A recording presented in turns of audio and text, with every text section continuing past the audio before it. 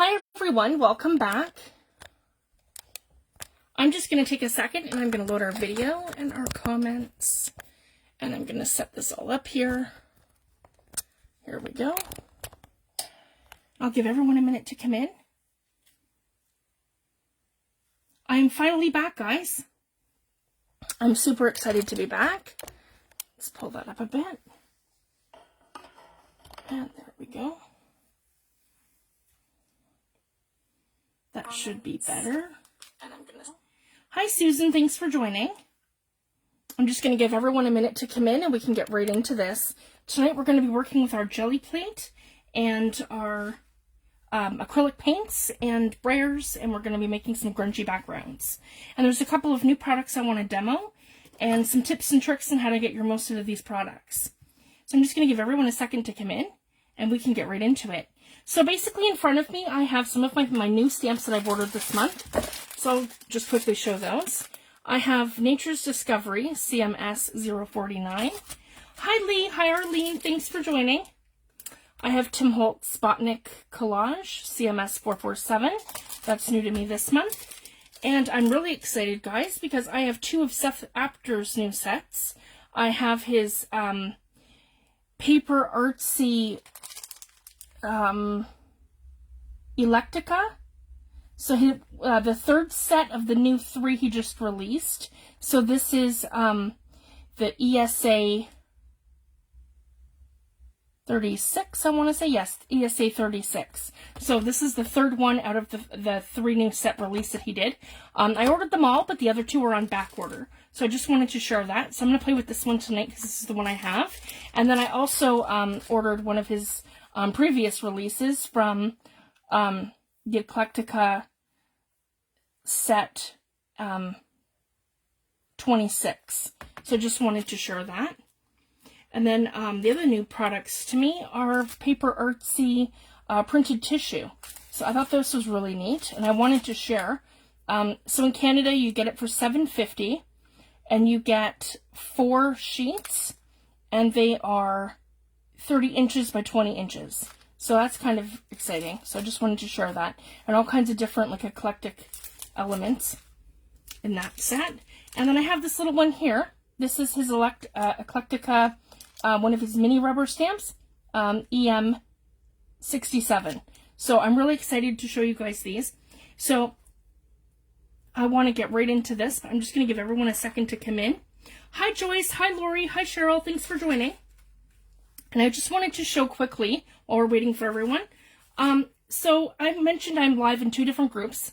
I'm usually live here on Friday nights, and then Tuesday mornings I'm live in my friend Louise Withers' group, and hers is Junk Journals and Mindful Mixed Media Art.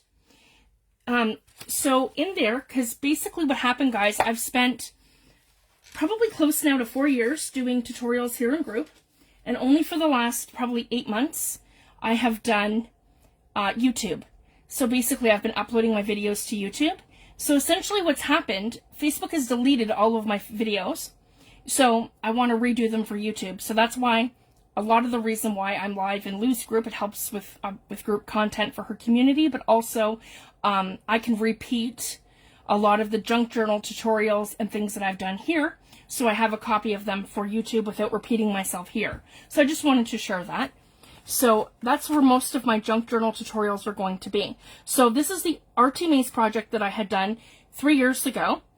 This was the original, guys, and it's all over my Instagram and my Facebook. So this was the original one here that I had done, and I did it with, like, basically with Tim Holtz papers. So this is based on Arty Maze's tutorial that she's done. But in this one, I'm going to be doing all kinds of different elements, and I'm going to be using my kit. So the only thing I've done was essentially just use her tutorial for the cutting and the folding of putting it together, but it's going to have my own elements, and I'm going to be using the Tim Holtz chapter 3 dies all on this. So I wanted to share that, and then I had done this in her group using our gel plate, brayer, and some of Seth's stamps. So I basically want to do a tutorial for you guys as well, but ours is going to be more in depth because I want to show you kind of in one kit and caboodle how we can get all kinds of textures using different products. So for myself, I don't have any Paper Artsy paints. So my whole thing is that I've been pretty much using Liquitex. So I have one of their really large sample, like sampler sets. So these are 22 milliliters and they're 0.74 US full ounces. So they're very small, as you guys can see. These are quite small. So these are Liquitex, and I find their paints to be very opaque. And then the other thing that I have is I have a set from a company called Apple Barrel. And these were actually really cheap, guys. They were only 12, a set of 12 in their vintage colors. So these are called Creative Vintage Accents for your home with warm, simple color palettes. So basically you get 24 full ounces. So you get 12 colors, and they're 2 full ounce bottles each. So I just wanted to share that. So these are in a lot of vintage colors. And as you can see, we've got our nice turquoises, our blues, our grays. We have that beautiful, almost buttercream, kind of like Seth's color. So these are very similar because they're a vintage palette. A Mermaid Paradise, this is called.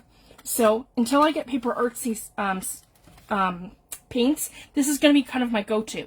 So the one thing I wanted to share, when you're using, because I've been watching a lot of Seth Actor tutorials and tutorials from Leandra in the Paper Artsy community. So I just wanted to share that there's a little way that you can get your paints to go from being opaque to translucent. And all you have to do is add a little Liquitex Basics Acrylics Matte Fluid Medium. So essentially, your gel medium, so their product, which is the same, would be your Ultra Matte Gel. That's the one that I use. This is my gel medium that I use for my my collaging, my mixed media, my base for my distress crayons. This took the place of collage medium. So it basically is my go-to for everything glue. And that's what it is, guys. If you can see, it's in there, and it's a great product, and it's super thick. So this is it in thick form. So essentially the difference is that this is really thin. So this is a very thin medium, like you guys, it's liquid, you can hear it. And it's very much kind of the same thing, but super liquidy, if you guys can see that. It's super liquidy. So when you add this to your paints, it turns them from being opaque to translucent. So I just wanted to share that. So that's kind of like a little tip if you don't have any of the actual Paper Artsy paints that are translucent. That's how you can take some colors. So tonight what I want to do is we're going to do that with this crimson kind of red. I've picked a red that's more dirty. So this is kind of like, that camera's not showing it very well, but it is like a dirty fire brick red. Like, yeah, fired brick. So if I had to compare it, that's what I would compare it kind of to. It reminds me of like a dirty red, but it has a little bit of a crimson in it. So we'll try that one. And then maybe we can take a couple of my browns. Like I have red oxide, which again, is kind of dirty. And same with my my burnt sienna. And then I have my coppers and my gold ore, and I have bronze here too. So those are my metallics. So I just want to kind of separate these out. And then I have my darker ones, and then of course my another go-to is my unbleached titanium. So essentially what I wanted to do when I bought that sampler pack, I wanted to experience all the colors, and then in the spring of like this year coming, all the ones that I use most often, which are obviously like my neutrals, I'm going to get the big containers of them. So that's kind of what I'm going to do. So I can decide my favorite browns, my favorite blues, my favorite greens, and the colors that I usually use a lot of, and then I can decide from there which ones I want to buy. So I recommend that because those sample packs are, I would say, more affordable, and a great place to start if you're sampling a paint set or products. And for me, Paper Artsy are a must. I've seen them demoed now quite a few times, and I'm really excited how they're going to play. And I will have full demos for you guys in the spring once I pick those up. I have picked up the Paper Artsy Infusions, so I'm going to take a second and talk about those because I want to kind of talk about the products that we're going to use tonight, and then we can get right into the demo. And I want to say hi to Michelle, Wendy, Joy, and Joyce. Thanks for joining, guys. I'm really excited. So basically the Paper Artsy Infusions, they come in several different colors. This is Rocky Road, and there's different bottle shapes. So this one's Sunset Beach, and this one here, see if you can tell the difference in the containers. This is Velvet Storms. So I have probably close to 2, 4, 6, 8, 10, 12, 14, 16, 16 colors, because one of them's also like a rusting medium. So basically with these, they're water reactive, and I'm going to show you guys. They are amazing because these will work not only with your watercolor based products, they'll work with your acrylic paints as well. So I want to show you guys that once we get into it. So that's what those are, and they're from Paper Artsy, and they're not bad. In Canada, they're about $5.50 a bottle, and you use a very, very, very small amount. So the first thing I want to do is set up my gel plate so you guys can see. And I'll show you guys this. This is one of the pieces I've done. And that's some of the effects there with the infusions. So that's how I've gotten this pops of color all over the place. And then I'm going to show you guys this other product. But I want to play with it a little bit more before we actually demo it. And that one here is the rusting powder. I want to show you. Here it is here. Paper Artsy rusting powder. I've seen several tutorials, and I think my best method is going to be mixing it with other mediums, because I've tried it with the glue, and it's all right, but I think I'm going to get a better result when I use something like lemon juice, or I use something like maybe some peroxide, like the same kind of methods that we'd use for actually rusting, and then substitute it with the rusting powder. So I just wanted to share that. That's going to be another product that we do probably later. But that's what this was done with, and basically the instructions say to use your PVA glue. It's like your art glitter glue, or you could probably use your Mod Podge or your gel medium, and then you add it like over top, almost like an embossing powder, like you just stick it to it and then tap it off and let it air dry overnight. Because it does nothing instantly, but overnight, then you get like this almost coppery metallic sort of look. So that was just with some PVA glue and the rusting powder. So I just wanted to share that. And then this is using my book page transfer method and using infusions over top. And then of course, Distress Oxide spray. So that's the other fun thing too, guys. I've noticed, because that's kind of what I do. I like to play with all of my products together to see how they all work together, right? So with this, I found whenever I'm using Distress Oxide, it doesn't seem to matter what layer I put it on. It's always popping to the top layer, and that goes with using it with inks or oxides and also your paints. So I found that like it doesn't really matter in what order you're putting things. The Distress Oxide always wants to sit on top. So I just wanted to share that. So you don't always have to do that as a top layer. If you don't want to, you can always do that as like a center or a first layer, and it's still going to show through as you get to the top. So just depending on how strong it is, depends on what layer you put it on. So I just wanted to share that. So this is a top layer where it's going to be, really vibrant, and it dulls out everything underneath it. And this is like a middle layer where it's shining through really well, dulling most of what's behind it. And then this is the first layer where you can layer over it, but not well. If you guys can see, like it still really shows through. So it takes probably 5 or 6 layers to get rid of it, just to share that. So that's a product that that you're still going to get the full effect of as on the top layer, even though you've added it maybe first or second. So I just wanted to share that, and that's the Distress Oxides. Whereas your spray stains will get lost in the background, like anything that's watercolor or water soluble. Okay, so I'm going to set up my gel plate, and I just like to use the 5x7, so nothing overly big and large, just something small. I just find it to be a really good size. And then we can make collage papers, and we can do just about anything. So essentially, I want to move these around so you guys can see the full effect of what I'm doing here. So that should be probably good here. I just want to have this position so you guys can see exactly what I'm doing. And then I like to have 3 brayers in front of me. So these are my favorite tools, guys, just to show you for doing these grungy things. I do like to have the big one, but I find I use this one most often. So this is about half the size of that. And then I have a very small one, which I have here.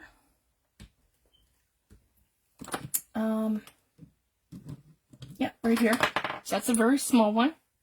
And then the other favorite thing that I like to use is like a brush like this. So this is a very coarse, almost reminds me of horsehair. It's very coarse, and it's great for getting these thick brush stroke effects, like where I did, yeah, that's how I got these. If you guys can see that, using the coarse horsehair brush.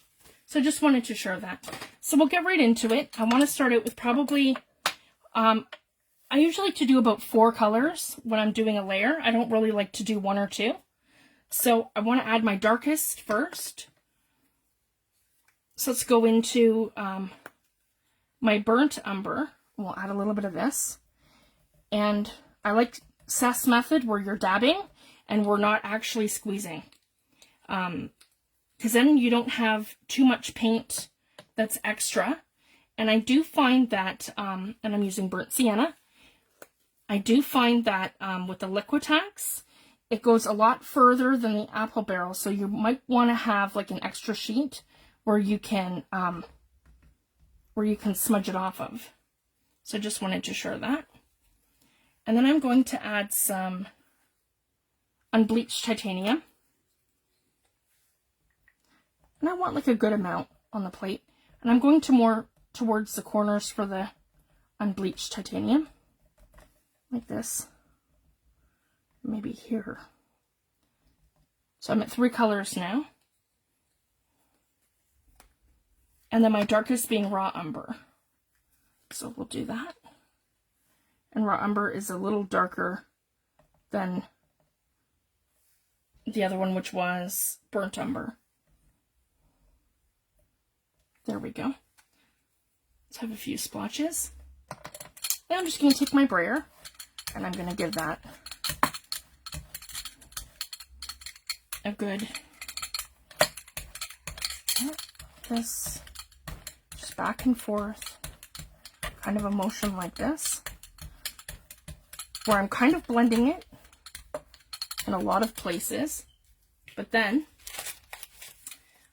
I can take my sheet of paper, and the first thing I can do is I can brayer onto it. So I just wanted to share this. So I can do like one of these before I actually do a pull. So I kind of have my background sort of started. Because what I like to do, a lot of gel plate classes and a lot of people will teach you to put the whole thing down and take your print. I don't really want to do that. I want to do a corner, if you guys can see.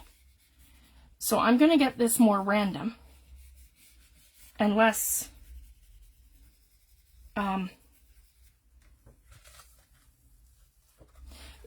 so essentially what I'm going to get is not going to look like it's more piecey, I guess you could say. It's not going to look like it's just a one solid print, like almost like a handprint. It's not going to look like it's a slapped handprint on there. It's going to look more refined. And I'll show you what I mean as we go. So now here's the second portion. So I can just keep building my layers. So now I want to come into here with maybe, so like this portion here, guys, into here. So now I'm going from here to here, right to about here. And the good thing about your Liquitex paints, it doesn't dry as quickly as your apple barrel. So this is probably really good for a base layer, opposed to, okay, I didn't do that long enough. Yeah, right along here. A base layer opposed, and you can brayer it too if you want it to really stick. There we go. And my other little trick too, if you find that you're not quick enough with your paper, like see, I wasn't quite quick enough to pull off my entire layer, that's okay. We all have the Distress Mister. This is like the best tool ever, guys. Give your paint a little mist. Just like that. And then come into your next layer. So don't feel like you have to constantly put more paint down to pull layers, because you don't. And if it doesn't work with water, you can use a little gel medium, or you can put the extra paint down. It's up to you. But I'm just saying there are so many different ways to use your gel plate where it's not like,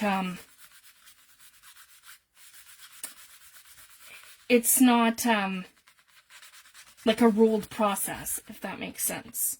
So I find, too, the more I play with these things, the more techniques you can kind of pull and learn. So see that just by adding that little bit of water, I was able to pull it up, and I didn't have to do an extra layer of paint, even though, whoops, I think I dried some of it, right? So same thing, I want to come right to here, and I want to pull this up here. And we're just going to keep taking pieces and sections. And then here's where it's going to get really fun. So we'll take this so we have half of it, but then it's going to leave a good portion of it on the plate. Because I'm all about layering and adding layers and building. So as we can see, we've got that so far, and I still have that in the corner, but I don't have to pull that right away if I don't want to. I can come in with other product. So maybe now we could go into our paints. So if I were to take this over here like this in this corner, I'm going to get this all in this top corner here, but then as I layer down this way, I'm going to get something else entirely across here, if that makes sense. So that's kind of the goal now that I'm looking to fill. And I'll have to be a little quicker with these ones because, again, these are sort of semi-opaque and partially translucent. So I did pour that one, or it won't go far. I'll show you guys what I mean, because if you guys can see this, it is super translucent once I get this on here. So as a very, if you guys can see that, I can see right through it. I can see the plate underneath. So I'm going to get something very thin. Then I can come in with some of the buttercream. And the other thing too, guys, you don't have to always go on your gel plate. You can see, just like that on my brayer. And then I'm adding whatever I get.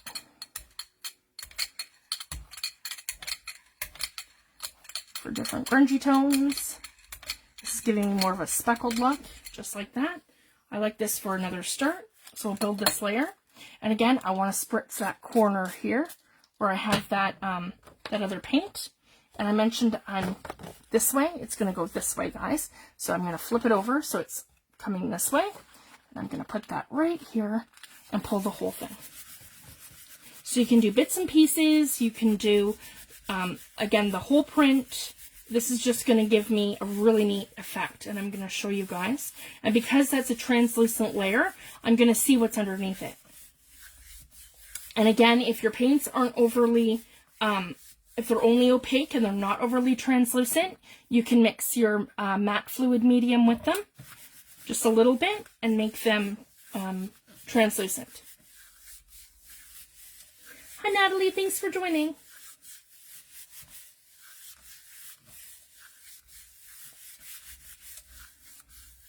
Here we go. Then I'm going to have something that looks like this. So as you guys can see, I've pulled everything out of that corner that was from that first layer here. So if you guys can see that, I've given this almost the effect that it's sitting on top of that layer, but really it's not, it's the underneath layer. And then because I use that translucent paint, if you guys can see, you can still see that layer underneath. So that's a lot of fun. Now the next thing I want to do, so we've done that with our jelly plate to achieve our layers. So again, it looks kind of choppy and I don't love that. So now I'm going to put this the opposite way, so it's flat and it's secure, right on my jelly plate, and I'm just going to work with my brayer from here. And I'm going to add little bits of blue. This is the Mermaid Parade.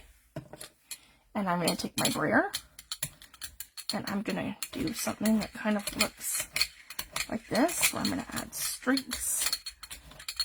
And oh, here we go. I just want it to go off that page a little bit. There we go. The only thing that I'm not comfortable doing, is stamping my stamps in acrylic paint. I'm going to test that theory on some different stamps that I have that don't have like as much meaningful, you know, like my Tim Holtz or my Seth Apter. I'll try it like on maybe some cheaper stamps that I have and see the best method to clean them. And then I can share that, and then you guys can decide if that's something you guys want to do. But right now, I wouldn't do it. We pay probably $38 to $40 a set for our Tim Holtz stamps and our Seth Apter stamps in Canada. So for me, that's just not something I could do. Not without knowing 100% that I could clean them and get the paint off without it affecting the stamp. So, like I said, I'm going to experiment with that, and then I'm going to share with you guys what the results are. So I just wanted to share that. So again, we can just dab and add some more blues. So this is great. Essentially what I've done when I've chosen this paint, I've gone with like, a palette that's very vintage. So I don't really have to think too much about what colors I'm choosing. So I just wanted to share that, because otherwise you would need to, you know, how is this going to react with this color? Is it going to make mud? Where is it in terms of the spectrum of the color wheel, right? So because these paints here from the Apple Barrel are translucent, this is a super fun effect. So you just take a makeup sponge, and as you guys can see, I can blend them, or I can add a tiny bit of water, and then I can remove. So anywhere that I want to either add or I can take away. And then I'm not going to have harsh lines, and I'm not going to have harsh lines, and I'm not going to have color where I don't want it, and then I can also blend. So this is another fun technique too, guys, where you're just adding that little bit of water, and then you can take your translucent paints and kind of play. So I do want to show you guys this. So let's take a second. Good, you guys are going to be able to see right here. Just want to make sure. Yeah, you guys can see right here. This is just Neenah, guys. That's all I use, 110 pound Neenah. So I don't use special card stock. That's mixed media stock or Tim Holtz. I don't use anything like that. I just use 120 pound Neenah. I use 110 in my printer, and I use 120 for mixed media. And and I don't treat it either. So I don't gesso my paper. I don't do anything special. And as you guys can see, like, you know, it's gonna need to dry fully. But I mean, it's tacky. It's not like it's soaking wet. And I get really good results. And the other thing too, guys, you don't have to, you can use copy paper when you're pulling your gel prints. The thinner your layers, the easier it's going to be. And I do like to do that too. And I also have them in front of me. I love deli sheets. These little translucent deli papers. And I might have some to the side of me that I've already, yeah, see guys, I'll show you. Deli papers and tissue papers. I love these. Love, love, love these. Because guys, it creates like the perfect collage papers. And it doesn't matter, that's not overly wet anyways, just to show you guys. And they're thin and they're translucent, you guys can see. And they're amazing for collaging just by using your different sprays and your getting different effects. So like this one here, I've built layers. This one, not really. This is one of the ones I just braid off onto. But it's still something neat that I could either die cut or I could collage onto something else. So never, even if you don't like something, they're just backgrounds, guys. And it's like a test run. So don't feel like everything has to be a masterpiece, because it doesn't. Like some of these are really great, and some of these are not so great. And the ones that are not so great, I can use the bits and pieces that I want to. Or I can die cut them, and then maybe that's a beautiful butterfly with some texture. Like there's so many things that you could do, and then you can collage them onto tags, onto your background. See this one here? That's just me cleaning up a mess, right? And I have this one here. This is like really grungy, and I ripped it, see? And that's like, again, cleaning up a mess. So I don't like to waste any kind of product, and just, yeah. And you can use them for collaging. This is a scrap from, actually Paula sent me this one. This was from the Mermaid Journal, so I kept this one here with this because this is, if you guys can see, that's like a brown paper. And then she did the acrylic pull over it with the blue paint and the gold.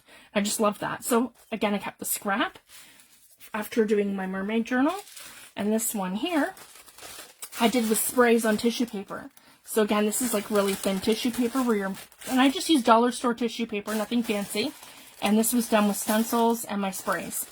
So again, I can use that for collaging. So I just wanted to share that. So it doesn't really matter what you use. You can use tissue paper, copy paper, cardstock, regular cardstock, any papers that you have. You could use vintage papers. You could use book pages. There's so many things that you can do. There's no rules. And they make amazing collage pieces when you're doing your journals and making pockets and different things and tags. So I just wanted to share that. So even this, like I'm not, you know, too worried about what my outcome's going to be, because if I hate it, that's okay. It's not like it has to be a masterpiece, right? It can be whatever I want it to be. And I can die cut it later or use it for collaging. And again, I like to use little bits and pieces of things too. So it just makes it a lot of fun. So this one is called Elysian Crimson Hue Permanent. So I'm going to use this one. And this is going to give me, if you guys can see that, it's probably more vibrant than I'd like.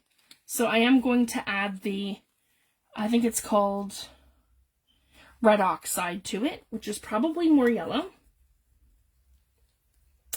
Sorry, more, there we go, more, like a orangey, whoops, brown sort of, red. And then we're going to add our fluid medium. So if you guys can see this, because I want to make this transparent, like translucent. So that's probably good. And now I'm going to take a palette knife.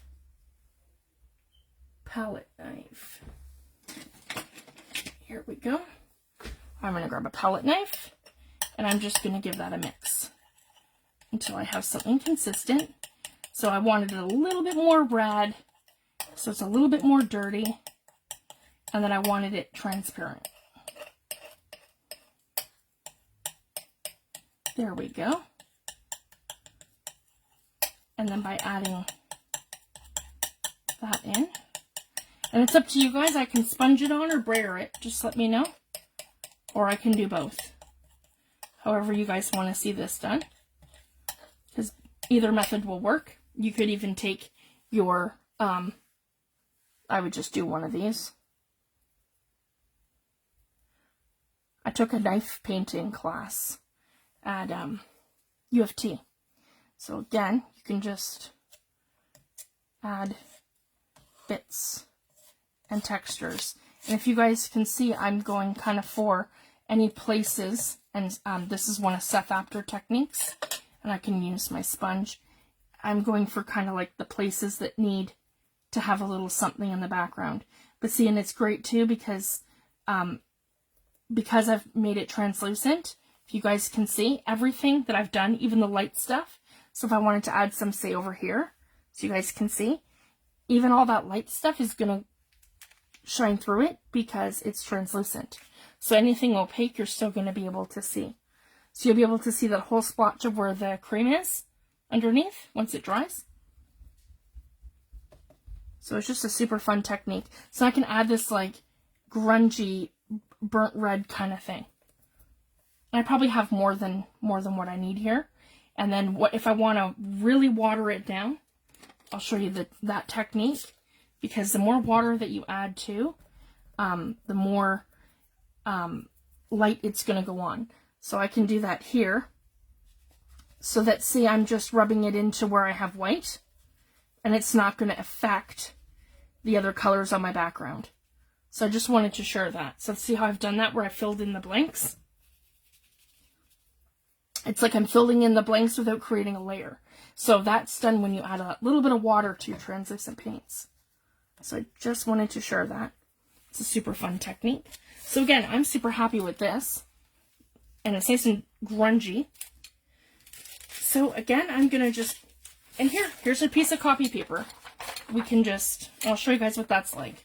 So here we go, we got our translucent paint, and let's add something down first. And the other thing too, it also extends your paint.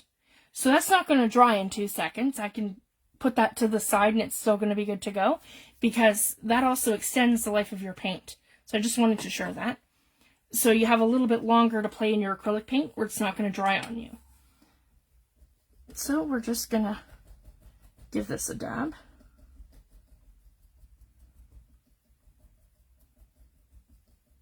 And I want to keep this background more neutral, and I'll show you why.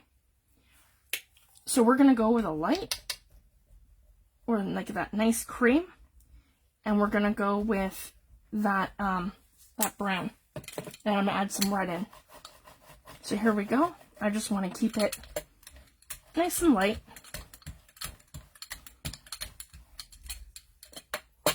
And this is just copy paper, guys. This isn't, actually, you know what, for this one, we do want to use cardstock, because I'll go right into the next technique.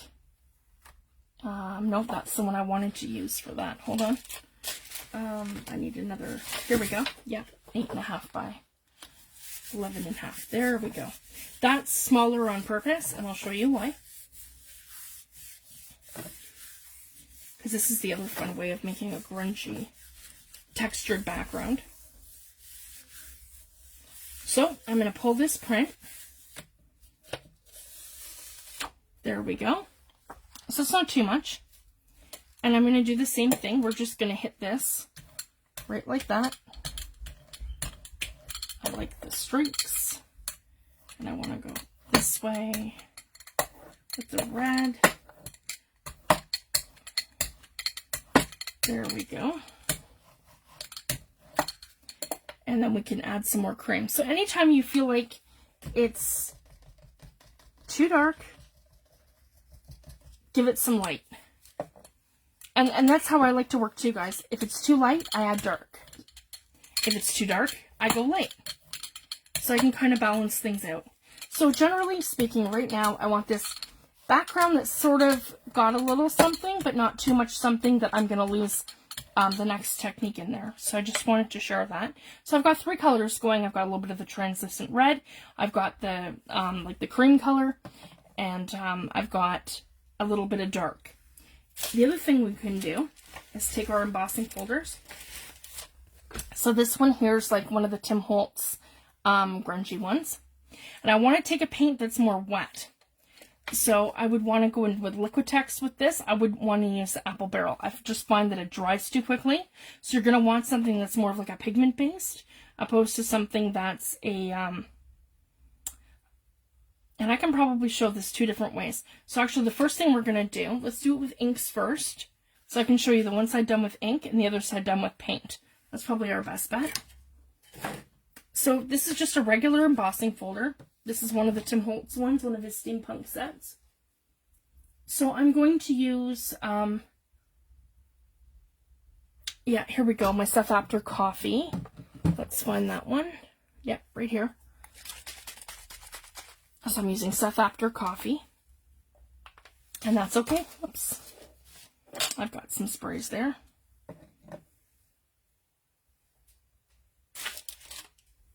And always have paper towels. Here we go. I got a little leaking going there. And it's just because my room is both cool and humid. So that's to do with the climate I live in. So here we go. I'm just going to give this a good spray. Come on.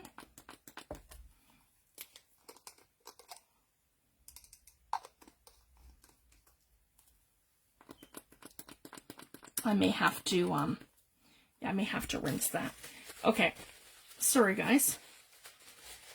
Anti-clog, but we've got one. Like I said, it's just because of my, my room temperature in here. Some days it's colder than others. We've had really cold weather. Like it's been -45 outside. So sometimes my bottles will clog. And it doesn't even matter if they're non-clogging bottles. There we go. That's better. So I want to make sure that's nice and wet. And I'm going to take some water. So essentially you want to use like a dye ink. You could use Tim Holtz Distress inks. You could use just the Distress inks, or Seth Apter's dye sprays. So basically something that's a dye spray. And then I'm going to take it like this, guys, and I'm going to put it down like this, and I'm going to create an imprint.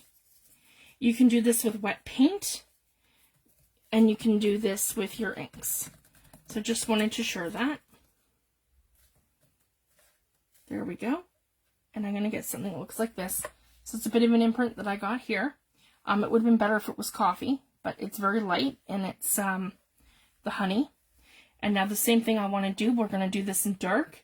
And I'm going to go over it in probably raw umber. So let's do that. Where I'm going like this in the corner. So I want to do this very wet. And I'll do it here to show you guys. Very wet. And then I want to do it lightly across like this, so I'm hitting everywhere where it's embossed. Yeah, super quickly. Just like that. I don't mind if I'm getting it on the thing underneath. I'm just doing this to show you guys.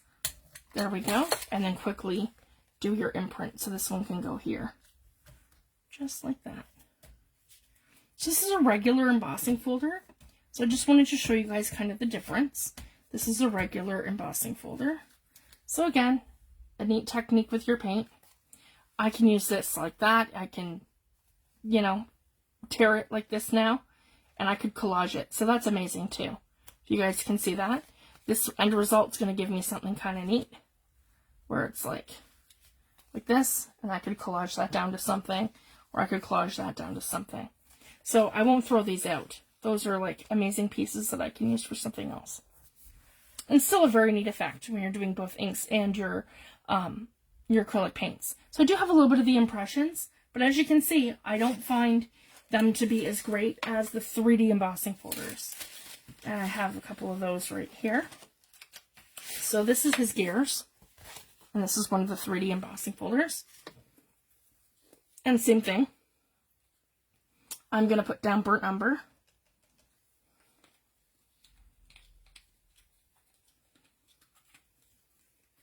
There we go. I don't have to ink the whole thing. I can just kind of do one of these.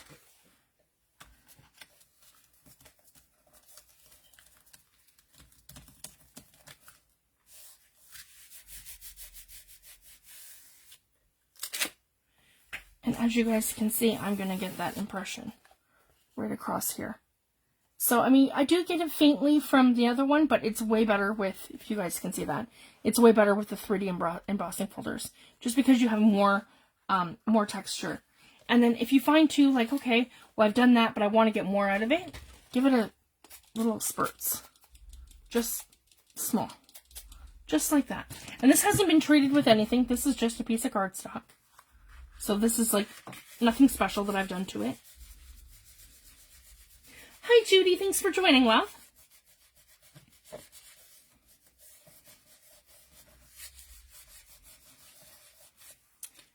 So, again, you're going to get like bits of your impressions.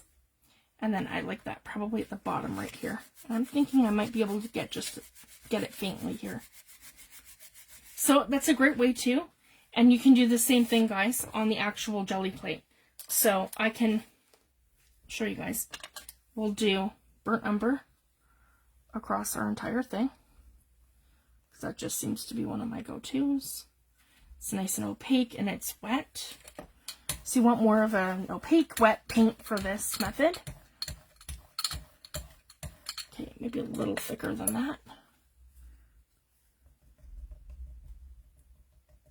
There we go. And it doesn't have to be one color, it can be many colors. I just wanted to show you guys this. So it's kind of like the same kind of method as using a stencil, but you're using your embossing folders. So it's just a lot of fun. Same thing, we put this down, just right across here like that. So now this is going to get the impression on the other side of our folder. What? There we go.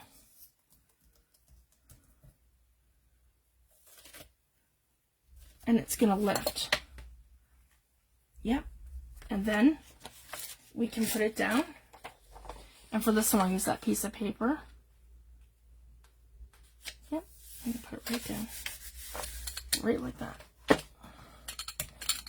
So this is just a regular piece of copy paper out of my printer. 30-pound hammer mill paper. Okay.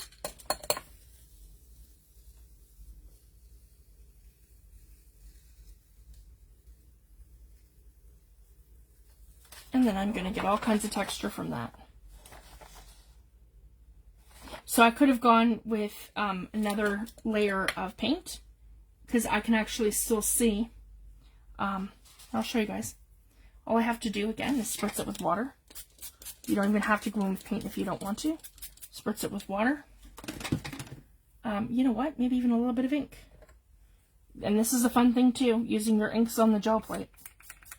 This is honey. Little honey. Little water. And we'll go right back in. And that'll pull whatever paint that I had left on there. Oh, and it gives it that really neat impression. There we go. And I use something that looks like that with the splatters. So that's the other effect that I love doing with the inks. So you get this amazing, like, distressed splattered effect when you use your inks and your sprays on your jelly plate, and then your when you do your pull, if you guys can see that, you get all kinds of depth from it. The other thing I want to show you, because this is a lot of fun too, by adding alcohol, guys, to some of your products. So on here, again, let's add a little bit of our spray. And instead of adding water, we're going to add, this is 70 proof rubbing alcohol. I know it's called isopropyl in the United States, but in Canada, we just call it rubbing alcohol. And I get this at my dollar store. So it's cheap. You can find it at the pharmacy or probably your local dollar store. So again, I'm going to go in here and I'm going to pull this. Just to show you guys. Thanks for watching, Natalie. You have a great night, love. I know it's kind of late, guys. There we go. So you get a similar effect, but I just wanted to share that it's kind of like a little bit more beady. So I just wanted to share that. So that's the difference between using your inks and using your rubbing alcohol. So now that we have this, I'm going to put the jelly plate aside because I wanted to show you guys Paper Artsy Infusions. And I just want to check my time. Yeah, we're doing great. We've got 11:30. So I've been about an hour and a half. And we'll finish up with the infusions. So now, if I just, there we go, so you guys can see, and I have enough room. Here we go. Let me just move some stuff here so you guys can see better. Switch up with some of this. Still need that and my water. My paints go back here. Here we go, guys. And I'm just moving some stuff over so you guys can see exactly what I'm doing. And I can slide up here a little bit. There we go. Perfect. So you guys can see. So this one here is on paper, like just regular copy paper. And this one here is on cardstock. And this one I'm using water, so you guys can see water. And then rubbing alcohol. Okay? So now we're going to use our Paper Artsy Infusions. So let's try the sage. So this is a nice green. And your surface does not have to be dry. And it doesn't have to be dry, and it doesn't have to be cardstock. It can be whatever you're working on. And we're only going to add like a tiny, tiny little bit. So as you guys can see, I'm doing a very controlled, tiny little bit. And I'm adding just a few speckles. Like, that's it. Same with here. Tiny, tiny, tiny bit. I'm just adding a few speckles. Yep, that's probably good. So this one, we're going to add water. So now you're going to get like a color explosion. So if you guys can see this, we're getting like a color explosion of the green because this is called the sage. And then how it works is the more you hit it with water, you're going to get an undertone of walnut stain. And then this one here, I'm going to add rubbing alcohol.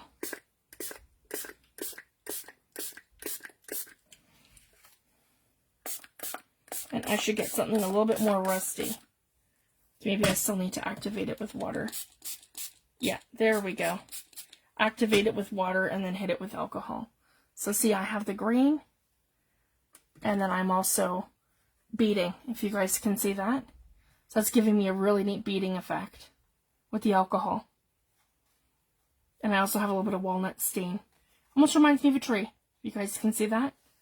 Yeah, really neat effect. So that's the difference between alcohol and water.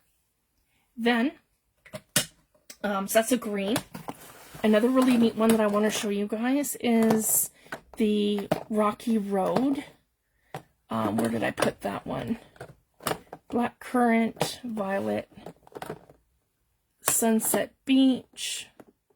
Here we go, Rocky Road. Because this one goes all kinds of different colors. So let's kind of do that one over here.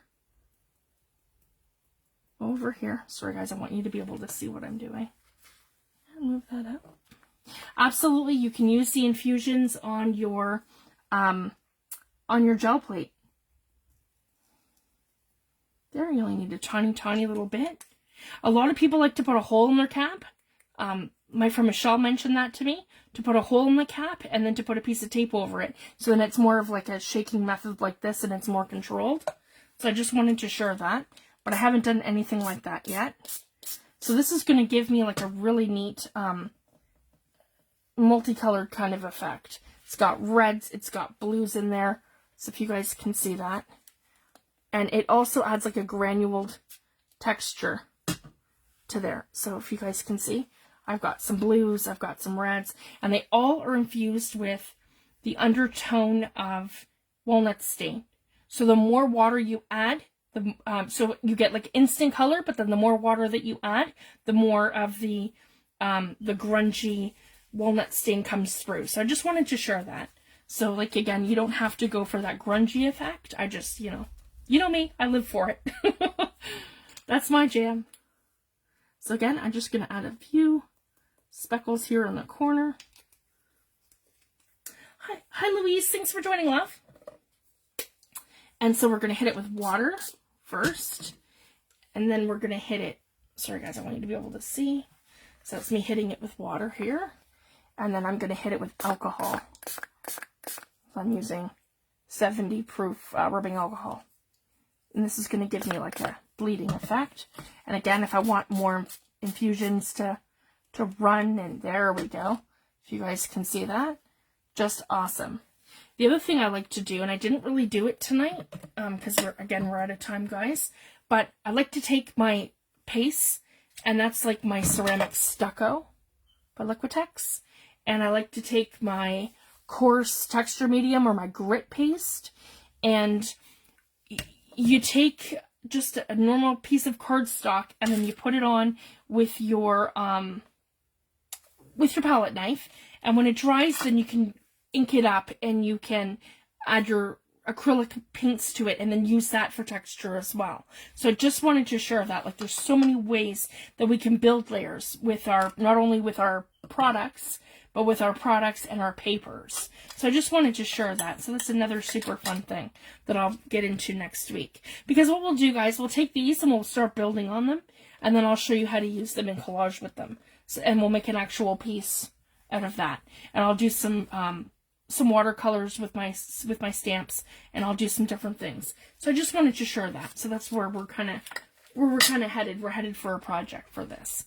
So we'll just keep building our pieces until we get there. So thank you so much, everyone, for joining me tonight. That was a lot of fun. And sorry, guys, it was a couple minutes late coming on, and we've gone for about an hour and a half. So I'll let everyone go. You guys have a fabulous week. And I've posted the partners and everything for the swap. And the swap is due out, I believe, at the end of the month. So just wanted to share that. And if you need any questions or assistance or anything with the swap, just message me or Tammy. And I'll see everyone in group. Oh, thank you so much for joining, Louise. You guys have a great night, and I'll chat soon. Thanks, everyone. Bye.